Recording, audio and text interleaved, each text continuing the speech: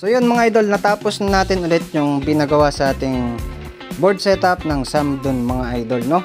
So syempre meron tayong solar charge controller, mga breaker, wattmeter, tas MCCB, automatic transfer switch, extension, tapos yung inverter natin, no? So ito pa yung mga tapos, yan.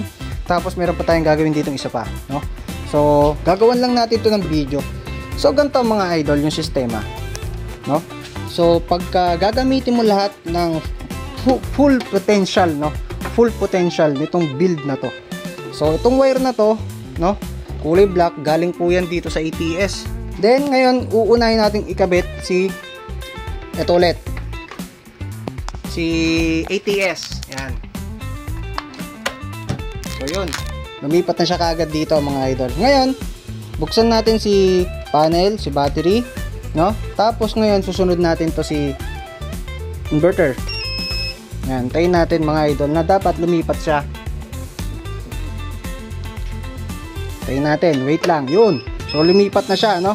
So ito is inverter mode na tong gumagana, no? Inverter mode. So ganito yung sistema niya pagka gagamitin mo yung full potential ng unit. So ngayon, ito namang isang wire mga idol. Wait lang ha. Masyadong magulo na tuloy yung wire natin dito. So, ito yung isang wire.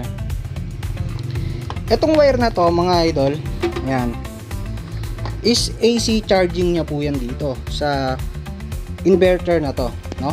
So, ikakabit din natin to doon sa saksakan. So, tatanggalin natin ulit yung isa. Ito naman, tanggalin natin. Tapos, kakabit natin tong isa. Yan. So, yun, nakita nyo, nag-on yung AC at battery. So, nagkarga siya. So, bumaypas po siya mga idol.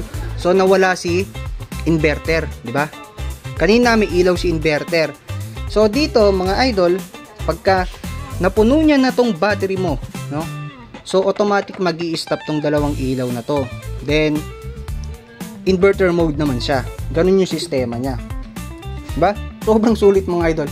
So, kabit natin tong mga ito sa extension natin para gumana, magkaroon dito ng watts. Tapos yung ilaw natin, yan, kabit natin, yun, para meron dito. So meron kang dalawang nakakabit, ATS saka yung kanyang AC charging, no? So yan mga idol, tong gantong setup is sobrang sulit. Kumbaga meron kang backup sa kuryente, no? Hindi ma-i-interrupt yung mga nakakabit dito. Bukod doon, meron kang AC charging, no? Pagdating sa solar. Yun, excuse me po. So mga idol, ito yung sistema niya pag ginamit mo yung full potential nitong build na to. So gagamitin mo si AC charging, gagamitin mo si ATS. So dapat may ilaw po yan dito, no? So tapos naka-automatic. Yan. So itong linya na to is papunta to sa battery. Pag lumipat to sa kabila is papunta na po yan sa kuryente, direct sa kuryente mga idol dito, no? So dito naman, pag ito yung gumagana ng gantong klase, yung linya niya sa itaas, yung unang-unang linya niya, no? So bypass po yun, naka-bypass siya. So ang gumagana rin dito sa kanya is kuryente din po, no? Kuryente rin. Tapos yung pangalawang linya, yun naman yung kina-charge niya yung baterya mo, no? So pagdating dito mga idol, wala kang lowbat, no? Wala kang lowbat dito sa gantong setup.